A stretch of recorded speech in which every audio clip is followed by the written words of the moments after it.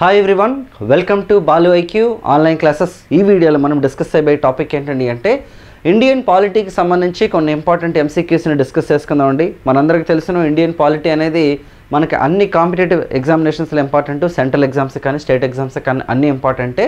అయితే ఇందులో మనం ఎంసీక్యూస్ డిస్కస్ చేస్తామండి యూట్యూబ్లో రెగ్యులర్గా. History, polity, economy, current affairs అనేవి. మీకు కనుక పూర్తిగా థియరిటికల్ క్లాసెస్, నేను చెప్పినటువంటి Indian polity and Indian history, Indian economy complete classes కావాలనుకుంటే మన బాలు ఐక్యూ యాప్ని డౌన్లోడ్ చేసుకోండి. మీకు గూగుల్ ప్లే స్టోర్లో అందుబాటులో ఉంటుంది, లేదంటే కింద డిస్క్రిప్షన్లో లింక్ ద్వారా మీరు ఇన్స్టాల్ చేసుకుంటే మీకు ఎన్ నెంబర్ ఆఫ్ కోర్సెస్ అయితే మీకు కనిపిస్తాయి అనమాట. సో హిస్టరీ పాలిటీ కాంబో ఉంటుంది, పాలిటీ ఎకానమీ కాంబో ఉంటుంది, హిస్టరీ పాలిటీ ఎకానమీ కాంబినేషన్ ఉంటుంది, హిస్టరీ పాలిటీ జాగ్రఫీ ఎకానమీ కలిపి ఉంటుంది. మీకు 6 months వ్యాలిడిటీతో నెంబర్ ఆఫ్ కోర్సెస్ అయితే అందుబాటులో ఉంటాయండి. కాబట్టి ఒకసారి మన యాప్ని ఇన్స్టాల్ చేసుకొని చూడండి. మీకు కంప్లీట్గా చాలా క్వాలిటీగా మంచి క్లాసెస్ అనేవి మీకు ప్రొవైడ్ చేయడం జరిగిందనమాట. ఓకే, మరి అలాగే ఫస్ట్ టైం కనుక మన యూట్యూబ్ ఛానల్ని కూడా విజిట్ చేస్తుంటే ఛానల్ని సబ్స్క్రైబ్ చేసుకోండి. అలాగే వీడియోని లైక్ చేసి ఎక్కువ మందికి షేర్ చేస్తే దీని ద్వారా మనం ఎక్కువ నెంబర్ ఆఫ్ వీడియోస్ అయితే చేసుకోవచ్చు అనమాట. మరి ఫస్ట్ క్వశ్చన్ చూద్దామండి. ప్రాంతీయ మండలాల ఏర్పాటుని ఏ కమిషన్ యొక్క సిఫార్సుల మేరకు అమలు చేశారంట? ప్రాంతీయ మండలం అంటే అర్థం ఏంటంటే మనకి జోనల్ కౌన్సిల్స్ అండి. ఓకేనండి, జోనల్ కౌన్సిల్స్ని ఏ కమిటీ యొక్క రికమెండేషన్స్ మేరకు ఏర్పాటు చేశారంట? Madan Mohan Punchhi commission, Fazal Ali commission, Sarkaria commission and JVP commission అండి. వాస్తవానికి తీసుకుంటే ఫజల్ అలీ కమిషన్ అనేది మనకి స్టేట్స్ని రికమెండ్ చేసింది. అంటే 14 లింగ్విస్టిక్ బేసిస్ స్టేట్స్ని రికమెండ్ చేస్తూ అందులో ఒక పాయింట్గా మనకి ఏంటంటే ప్రాంతీయ మండలి కోసం చెప్పడం జరిగిందనమాట. అయితే the idea of zonal councils ఎవరిది అంటే మనకి జవహర్లాల్ నెహ్రూ గారిదండి, 1956లో. ఓకేనండి, సో దాని తర్వాత మనకి 1956 చట్టం ప్రకారం ఏంటండి అంటే జోనల్ కౌన్సిల్స్ అనేవి మనకి ఏర్పాటయ్యాయి అనమాట. ఇనీషియల్గా మనకి 5 జోనల్ కౌన్సిల్స్ ఏర్పాటయ్యండి. 1971లో మనకి north eastern zonal council act ప్రకారం నార్త్ ఈస్టర్న్ జోనల్ కౌన్సిల్ అనేది మనకి ఏర్పాటైందనమాట. అంటే ఏవైతే మనకి ఈశాన్య రాష్ట్రాలు ఉంటాయో వాటన్నింటికి సంబంధించి. అయితే మరి ప్రాంతీయ మండలాల వల్ల ఉపయోగం ఏంటి? What is the use of మనకి జోనల్ కౌన్సిల్స్ అంటే చూడండి, ఇక్కడ మనకి ఫజల్ అలీ కమిషన్. ఇది ఏంటి ఫజల్ అలీ కమిషన్ అంటే మనకి 1953 డిసెంబర్లో అనమాట సెంట్రల్ గవర్నమెంట్ భారతదేశంలో లింగ్విస్టిక్ బేసిస్ స్టేట్స్కి సంబంధించి ఏర్పాటు చేసినటువంటి కమిటీ అనమాట ఇది. దీని ప్రకారం మనకి ఇండియాలో 14 లింగ్విస్టిక్ బేసిస్ స్టేట్స్ అనేవి మనకి ఏర్పాటయ్యాయి. ఓకే, 7th కాన్స్టిట్యూషనల్ అమెండ్మెంట్ ద్వారా. తర్వాత మనకి 1956లో చేసిన యాక్ట్ ద్వారా మనకి జోనల్ కౌన్సిల్స్ అయితే మనకి ఏర్పాటయ్యాయి. అయితే ఇక్కడ గుర్తుపెట్టుకోవాల్సిన విషయం ఏంటంటే జోనల్ కౌన్సిల్స్ అనేది దేనికి అంటే ఓకే, ఏవైతే మనకి ప్రాంతీయ మండలంలో ఉన్నటువంటి రాష్ట్రాలు ఉంటాయో ఈ రాష్ట్రాల మధ్య సమన్వయం కోసం, అది పొలిటికల్ కావచ్చు, ఎకనామికల్ కావచ్చు, ట్రేడ్ విషయంలో అవ్వచ్చు, లేదంటే అదర్ లింగ్విస్టిక్ బేసిస్ అవ్వచ్చు, రకరకాలైనటువంటి విషయాల మీద అవగాహన తెచ్చుకొని రాష్ట్రాల మధ్య ఉన్నటువంటి ఒక మంచి రిలేషన్స్ని డెవలప్ చేసుకోవడం కోసం మనకి ప్రాంతీయ మండలి ఏర్పాటైందనమాట. ఎందుకంటే భారతదేశం అనేది రాష్ట్రాలన్నీ కలిపి దేశంగా ఏర్పాటైంది కాబట్టి సో రాష్ట్రాల మధ్య కూడా సమన్వయం ఉండాలనే ఉద్దేశంతో మనకి ఈ జోనల్ కౌన్సిల్స్ మనకి ఏర్పాటు చేశారండి. అయితే మనకి జోనల్ కౌన్సిల్కి ఎక్స్ అఫీషియల్ చైర్మన్ ఎవరండి అంటే మనకి యూనియన్ హోమ్ మినిస్టర్ అండి, కేంద్ర హోంశాఖ మంత్రి అనమాట మనకి. ఓకే, ఎక్స్ అఫీషియల్ చైర్మన్గా ఉంటారు, చాలా చాలా ఇంపార్టెంట్. Okay right. అలాగే మరి జేవీపీ కమిటీ అనేది ఇచ్చాం కదా. ఈ జేవీపీ కమిటీ ఏంటంటే మనకి జవహర్లాల్ నెహ్రూ గారు, సర్దార్ వల్లభాయ్ పటేల్ గారు అండ్ భోగిరాజ్ పట్టాభి సీతారామయ్య గారు అనమాట. 1948లో లింగ్విస్టిక్ బేసిస్ స్టేట్స్కి సంబంధించి థార్ కమిషన్ ఇచ్చిన రికమెండేషన్ని ఓకేనండి మద్రాసులో అనమాట ఉన్నటువంటి తెలుగు వాళ్ళు అనమాట వ్యతిరేకిస్తే అప్పుడు జేవీపీ కమిటీ అనేది ఎస్టాబ్లిష్ అయిందనమాట. జేవీపీ కమిటీ కూడా ఏం చెప్పిందంటే థార్ కమిషన్ అనేది లింగ్విస్టిక్ బేసిస్ స్టేట్స్ని రికమెండ్ చేయలేదు, అబ్జెక్ట్ చేసినప్పటికీ కూడాను ఓకే ప్రస్తుతానికి భాషా ప్రాతిపదికన రాష్ట్రాలు ఏర్పాటు చేసినా చేయకపోయినా ఆంధ్ర ప్రాంతాన్ని ప్రత్యేక దృష్టితో చూడొచ్చు అని చెప్పేసి చెప్పడం జరిగింది. ఎందుకంటే 1903 ఇన్ఫ్యాక్ట్ గుంటూరు యువజన సాహిత్య సమితి నవ్య సాహితీ వాళ్ళనమాట ఆంధ్రాకి సంబంధించిన మ్యాప్ స్టార్ట్ చేయడం జరిగింది. 1913 నుంచి కూడా ఆంధ్ర మహాసభలు కూడా ఏర్పాటాయి కాబట్టి. అలాగే 1928లో సైమన్ గోబ్యాక్ ఉద్యమం టంగుటూరు ప్రకాశం గారి నేతృత్వంలో చేయడం వలన 1937లో ఓకే 11 ప్రొవిన్సెస్ ఏర్పాటు చేసినప్పటికీ అందులో ఆంధ్ర ప్రొవిన్స్ లేదనమాట యాక్చువల్లీ, వ్యతిరేకించడం వల్ల బ్రిటిష్ వాళ్ళని. కాబట్టి వేరియస్ రీజన్స్ ఉన్నాయి కాబట్టి సో జేవీపీ కమిటీ అభిప్రాయపడిందంటే సో ఈ ప్రాంతానికి మాత్రం మనం ఎక్స్క్యూజ్ చేయొచ్చు అని చెప్పేసి చెప్పడం జరిగింది. ఆ తర్వాత కాలంలో 1956లో ఫజల్ అలీ కమిషన్ వచ్చిన తర్వాత ఓకే 1953లో మొదట ఆంధ్ర స్టేట్ ఫామ్ అయింది పొట్టి శ్రీరాములు గారి మరణం తర్వాత. 1956లో మనకి ఆంధ్రప్రదేశ్ అండ్ తెలంగాణ కలిపి యునైటెడ్ ఆంధ్రప్రదేశ్కి మనకి 1956 నవంబర్ 1 ఏర్పాటయ్యి మనకి జెంటిల్మెన్ అగ్రిమెంట్ ద్వారా అనమాట. ఓకే, ఇదంతా చాలా చాలా ఇంపార్టెంట్ మీకు. ఓకేనండి, మదన్ మోహన్ పూంచే కమిషన్ దేనికమ్మా అంటే సర్కారియా కమిషన్ దేనికంటే సెంట్రల్ స్టేట్ రిలేషన్స్కి సంబంధించిన కమిటీలు రెండు కూడా. ఓకేనా రైట్, ఇవన్నీ మనం చెప్పామండి. స్టేట్స్ రిలేటెడ్ చెప్పాము, సెంట్రల్ స్టేట్ రిలేషన్స్కి సంబంధించిన కమిటీలు, అలాగే వాళ్ళు ఇచ్చిన రికమెండేషన్స్, లెజిస్లేటివ్ పవర్స్ ఏంటి, ఎగ్జిక్యూటివ్ రిలేషన్స్ ఇవన్నీ కూడా డిస్కస్ చేయడం జరిగింది యాప్లో క్లియర్గా. చూడండి, అంతర్రాష్ట్ర మండలికి సంబంధించి సరికానది ఏంటి, which of the following is not true with respect to the inter state council అంట. చూడండి, దీన్ని సర్కారియా కమిషన్ యొక్క సిఫార్సుల మేరకు ఏర్పాటు చేశారంట. అధికరణం 263 అంతర్రాష్ట్ర మండలి ఏర్పాటుకు సంబంధించి తెలియజేస్తుందంట. అలాగే విశ్వనాథ ప్రతాప్ సింగ్ ప్రభుత్వం అంతర్రాష్ట్ర మండలిని ఏర్పాటు చేస్తుందంట. రాష్ట్రపతి అంతర్రాష్ట్ర మండలి యొక్క చైర్మన్గా వ్యవహరిస్తారంట. ఇందులో కరెక్ట్ కానిది ఏంటి? సో ఇంటర్ స్టేట్ కౌన్సిల్ ఏం చెప్తుంది సాధారణంగా అంటే, మనకి భారతదేశం అనేది ఒక ఫెడరల్ వ్యవస్థ, ఓకేనండి, మనకి సమాఖ్య వ్యవస్థ అనమాట. ఇన్ఫ్యాక్ట్ సమాఖ్య అనే పదాన్ని ఎక్కడ చేర్చినప్పటికీ కూడాను మనం సమాఖ్య విధానాన్ని ఫాలో అవుతున్నాం. అంటే సెంట్రల్ గవర్నమెంట్కి స్టేట్స్కి మంచి రిలేషన్స్ ఉండడం. అలాగే schedule number 7 of the Indian కాన్స్టిట్యూషన్లో మనకి ఓకే డిస్ట్రిబ్యూషన్ ఆఫ్ పవర్స్ అనేది ఉండడం, union list, state list, concurrent list, అలాగే రెసిడ్యూరీ లిస్ట్ అంతా కూడా మనకి డివైడ్ చేయడం అనేది మన యొక్క ఫెడరల్ వ్యవస్థను తెలియజేస్తుంది అనమాట యాక్చువల్లీ. ఓకేనండి, సాధారణ పరిస్థితుల్లో మన ఫెడరల్ సిస్టమ్గా ఉంటుంది, అత్యవసర పరిస్థితులు అంటే ఎమర్జెన్సీ కండిషన్స్లో మన యూనిటరీ సిస్టమ్గా ఉంటుందని చెప్పేసి మనం చెప్పొచ్చు భారతదేశాన్ని. అయితే మనకి అంతర్రాష్ట్ర మండలి అనేది ఈ ఫెడరల్ సిస్టమ్ని కాపాడడానికి కూడా ఉపయోగపడుతుంది అనమాట, రాష్ట్రాల మధ్య కేంద్రానికి మధ్య సమన్వయం కుదర్చడం కోసం. అయితే దీన్ని సర్కారియా కమిషన్ రికమెండేషన్స్ మేరకు ఏర్పాటు చేశారు. అబ్సల్యూట్లీ కరెక్ట్ అండి. ఎందుకంటే సర్కారియా కమిషన్ కంటే ముందు చాలా కమిషన్స్ చెప్పినప్పటికీ సర్కారియా కమిషన్ చెప్పిన తర్వాత వచ్చింది కాబట్టి సర్కారియా కమిషన్ అని జనరల్గా చెప్పుకుంటాం మనం. అలాగే ఆర్టికల్ 263 ఆఫ్ ద కాన్స్టిట్యూషన్ ఓకేనండి deals with the formation of inter state council, ఇది కూడా కరెక్టే అండి, రెండు స్టేట్మెంట్లు కరెక్టే. అలాగే విపి సింగ్ గారి ప్రభుత్వం, విశ్వనాథ్ ప్రతాప్ సింగ్ గారి ప్రభుత్వం ఓకేనండి మనకు 1990లో మనకి ఇంటర్ స్టేట్ కౌన్సిల్ ఏర్పాటు చేస్తుంది, ఇది కూడా కరెక్టేనండి. రాష్ట్రపతి అంతర్రాష్ట్ర మండలి యొక్క చైర్మన్గా ఉంటారు, ఇది రాంగ్ అనమాట, ప్రైమ్ మినిస్టర్ అనమాట. సో ప్రధానమంత్రి అనమాట ఓకేనండి అంతర్రాష్ట్ర మండలికి చైర్మన్గా ఉంటారనమాట. ఇందాక మనం చెప్పుకున్న జోనల్ కౌన్సిల్స్కి అయితే ఆర్టికల్ లేదనమాట, that is idea of Jawaharlal Nehru గారు అనమాట. సో జోనల్ కౌన్సిల్స్కి అయితే యూనియన్ హోమ్ మినిస్టర్ ఉంటారనమాట చైర్మన్ గారు, అంతర్రాష్ట్ర మండలికి చైర్మన్ గారు అంటే ప్రధానమంత్రి గారు ఉంటారు. ఓకేనండి, చాలా ఇంపార్టెంట్ ఇది. నెక్స్ట్ చూడండి, so administrative reforms committee also recommended inter state councils in 1969.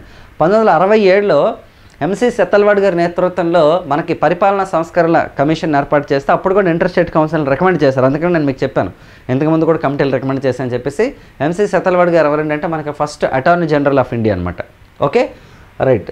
So next question చూడండి, బీసీలను గుర్తించే అధికారం రాష్ట్రాలకు ఇస్తూ పార్లమెంట్ చేసినటువంటి రాజ్యాంగ సవరణ చట్టం ఏదంట. ఓకేనండి, బీసీలను గుర్తించడం అనేది రాష్ట్రాలు ఇప్పుడు BCA, BCB, BCC, BCD, BC ఇలా ఉంటాయి కదా మనకి, రాష్ట్రాలు గుర్తించుకోవచ్చు అనమాట. ఎవరిని బీసీఏలో ఉంచాలి, బీసీలో బీసీబీలో ఎవరు ఉండాలి, ఇది డిసైడ్ చేస్తుంది రాష్ట్ర ప్రభుత్వం, డిసైడ్ చేస్తుంది. ఒకప్పుడు కూడా రాష్ట్ర ప్రభుత్వం డిసైడ్ చేసేది. కానీ ఏమైందంటే ఒక రాజ్యాంగ సవరణ వల్ల అంటే ఎన్సీబీసీకి సంబంధించి చట్టం తీసుకొచ్చినప్పుడు ఏం చేశారంటే రాష్ట్రాలకు బీసీలను గుర్తించే అధికారాన్ని తీసేశారనమాట. ఓకేనండి, ఆ క్లాజ్ అనేది రిమూవ్ చేయడం వల్ల చాలా రాష్ట్రాలు అనమాట బీసీలను గుర్తించడానికి వాళ్ళకి అవ్వలేదన్నమాట. అప్పుడు మళ్ళీ రాష్ట్రాలన్నీ చెప్తే పార్లమెంట్ ఏం చేస్తుంటే కొత్త రాజ్యాంగ సవరణ మనకి మళ్ళీ ఇవ్వడం జరిగిందనమాట. అదేంటో చూద్దాం. 102, 103, 104, 105 అండి. 105 కాన్స్టిట్యూషనల్ అమెండ్మెంట్ అండి. ఓకేనండి, 105 కాన్స్టిట్యూషనల్ అమెండ్మెంట్ ఏం చెప్తుందంటే మనకి బీసీలను గుర్తించే అధికారం మళ్ళీ రాష్ట్రాలకు అనమాట ఇవ్వడం అనేది మనకు చెప్తుంది అనమాట. సో వాస్తవానికి తీసుకుంటే ఇండియాలో మనకి 102 కాన్స్టిట్యూషనల్ అమెండ్మెంట్ ఏదైతే ఉందో ఇది ఎన్సీబీసీకి సంబంధించిందండి. ఎన్సీబీసీ అంటే అర్థం ఏంటంటే మనకి national commission for the backward classes. ఓకేనండి, భారతదేశంలో వెనుకబడిన తరగతులకు అనమాట ఒక ప్రత్యేక కమిషన్ ఏర్పాటు చేయడం కోసం ఏర్పాటు చేసింది. ఇన్ఫ్యాక్ట్ చెప్పాలంటే మనకి 340 ఆర్టికల్లో కూడా మనకి ఓబీసీ కమిషన్ గురించి ఉంటుందండి. కాకపోతే దానికి రాజ్యాంగబద్ధత అనేది ఇచ్చింది ఎప్పుడంటే మనకి ఆర్టికల్ నెంబర్ 102 ద్వారా. సో బేసిక్గా మీరు అబ్జర్వ్ చేస్తే 263 ఆర్టికల్ అనేది మనకు ముందు నుంచి ఇంటర్ స్టేట్ కౌన్సిల్ ఉంది.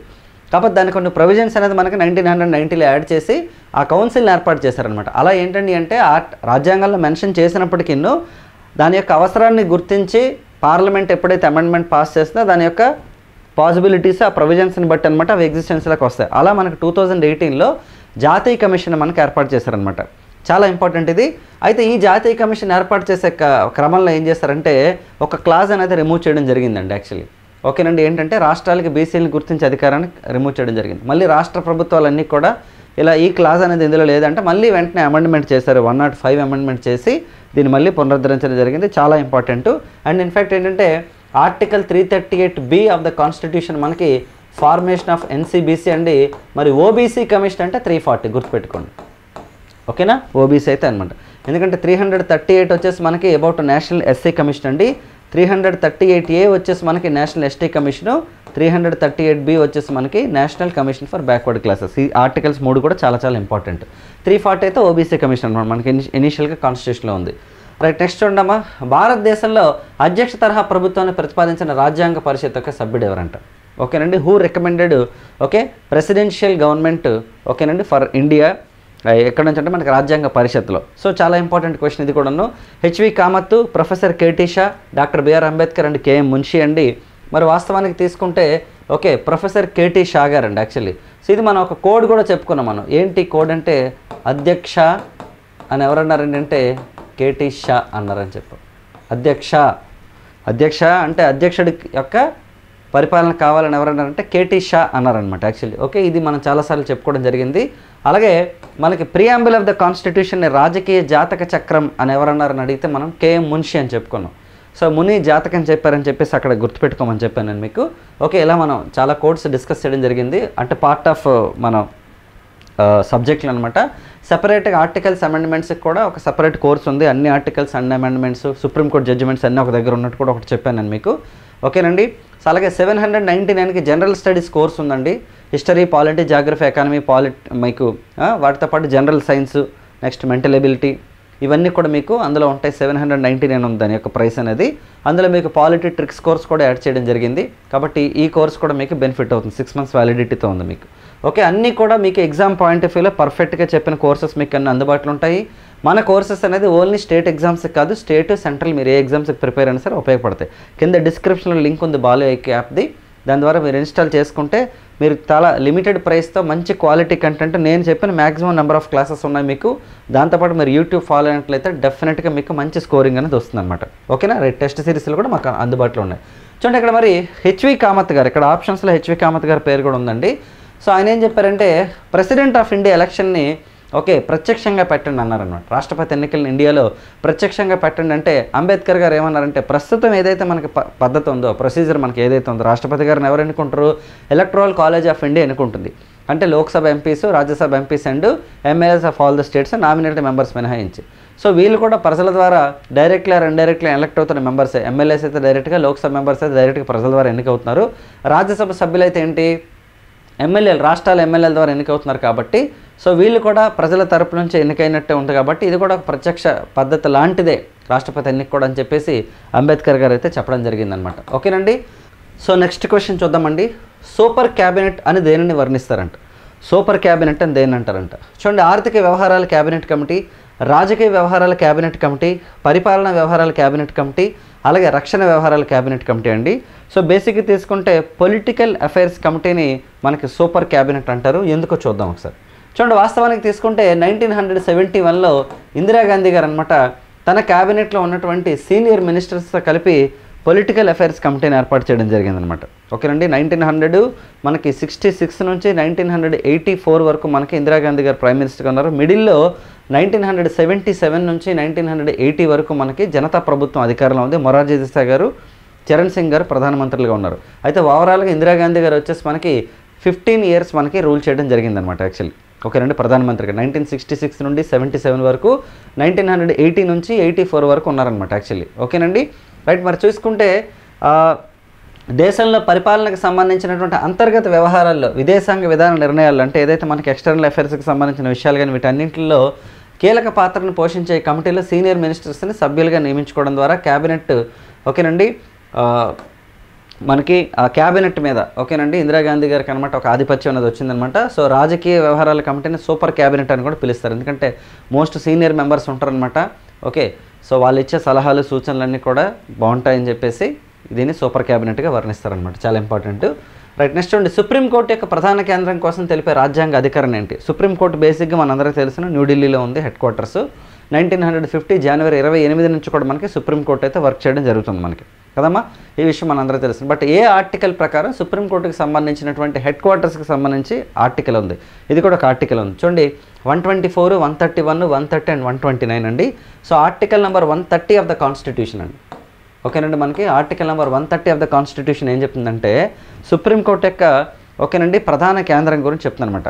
సో సుప్రీంకోర్టు యొక్క ప్రధాన కేంద్రం అనేది ఎప్పుడైనా సరే మార్చుకోవాలనుకోండి, for example president of India గారిని సంప్రదించి ఓకే సుప్రీంకోర్టు ప్రధాన న్యాయమూర్తి కోర్టు యొక్క కార్యక్రమాలు దేశంలో ఎక్కడైనా సరే నిర్వహించుకోవచ్చు యాక్చువల్లీ.